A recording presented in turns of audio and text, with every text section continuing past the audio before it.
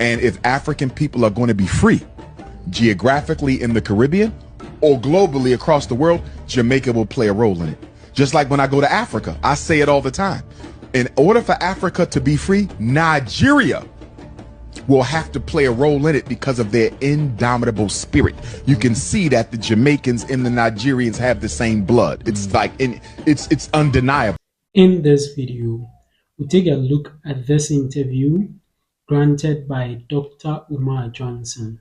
Now, Dr. Umar Johnson is an American activist and a psychologist, and he is also a Pan-Africanist. He always touches on the issue of Africans and the Black people. Now, he says that if Africans will be free in this world, then these two countries would need to play a role.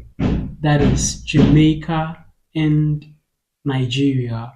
But this keeps me wondering as to how he would link that of Nigeria to that of Jamaica, in the sense that Nigeria is an African country. It's a country in the continent of Africa, whereas Jamaica is in the Caribbean island.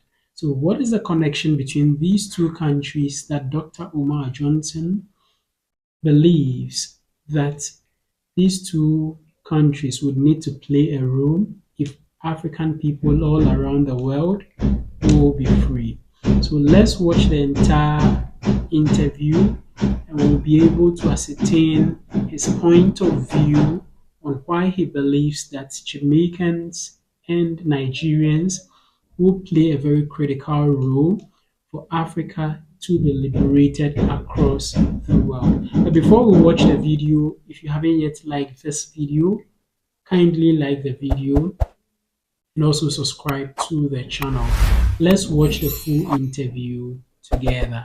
When you study the history of the Ma'afa, the transatlantic slave trade, many of those who were brought to Jamaica came from the Nigeria, Benin, Cameroon, Congo region.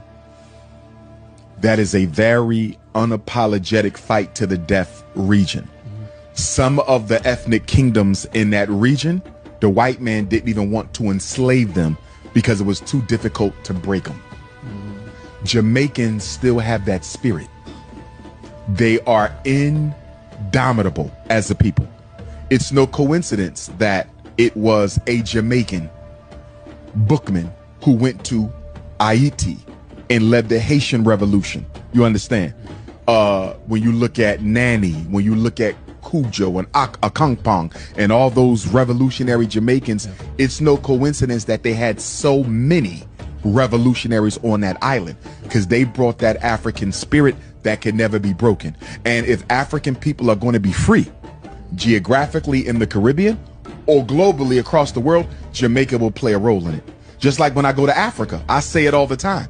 In order for Africa to be free, Nigeria will have to play a role in it because of their indomitable spirit.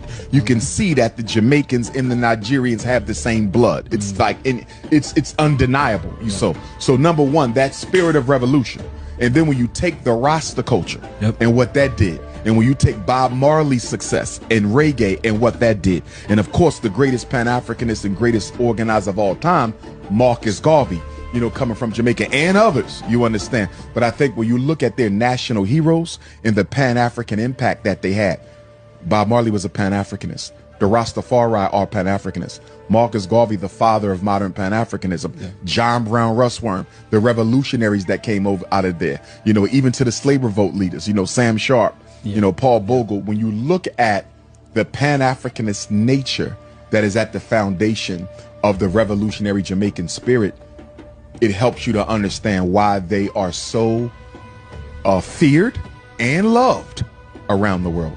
You know, they're so unapologetic that when some people are trying to kick off revolutionary movements, if they're not sincere, they will scream for the Jamaicans. They want to make sure I don't have no Jamaicans in this, because I know when the Jamaicans come, they come to war. They come to fight. You don't invite the Jamaicans unless you're sincere. You understand? Because I would probably say per capita, you know, they're some of the greatest revolutionaries that the race has ever produced. Wow. Welcome back. So just as Dr. Umar Johnson says, Nigerians and Jamaicans both have indomitable spirit. That is, the spirit of these people is very resilient. And I have had a couple of friends who are Nigerians, and I can attest to this fact that these people are very strong-willed people. For Jamaicans, I am yet to have a friend who is Jamaican in order to experience Jamaicans, but I know that Jamaicans are very resilient also as well. From what I have learned on the internet and some experiences on the internet that I have had, I can tell you that these people are very indomitable, just as he says. He also continues that they have the spirit of revolution. That is, they are able to stand up for themselves whenever things are not going right in the right direction, and are able to speak to issues as things are. They are very fair in their judgment, and they are very firm. That is the most important part. They are very firm in their judgment as well. When you do something that does not sit well with them, they will be able to tell you in your eye that this thing that you have done is not the right thing. And they possess that spirit of revolution. Now, during the revolutionary periods in Jamaica, we have some of the leaders like Nani, Kujo, and then Akumpong that he mentioned in the videos, who possess the spirit of revolution, and they were able to help liberate their people, because he stated that freedom is something that is not given, but it's something that is taken. For you to be free, you need to take it by yourself. It will never be handed over to you easily like that. And we know that Africa is free, but not free. Africa has been given some political independence, but for economic independence, it is not there. We have the Western world still having military bases and all other stuff. They have been able to put some strategies in place in order to have influence and dominance in Africa. And this is limiting the people of the African continent. So just as he says that Africa needs to rise up, Africa needs some revolutionary leaders, and these leaders must rise from the nation of Nigeria and that of Jamaica, because we need liberation here in Africa. Also, some Pan-Africanists who also stood for Africa and the black people include that of Bob Marley, Marcus Garvey, Sam Sharp, and then Paul Bogle. So these are some of the Pan-Africanists who have risen from the country of Jamaica.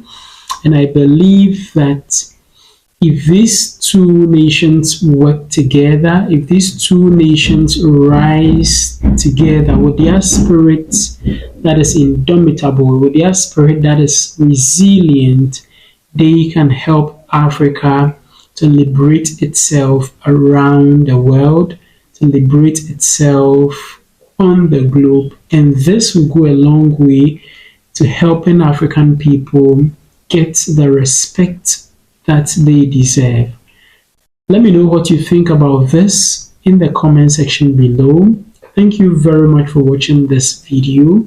Also, let me know what your suggestions and your thoughts are in the comment section below. Don't forget to also like the video and share it to your friends and your family. Also, don't forget to subscribe to the channel. Just click the subscribe button down here. Click on the subscribe button. Click as well on the notification bell. And I'd like to see you again in my next video.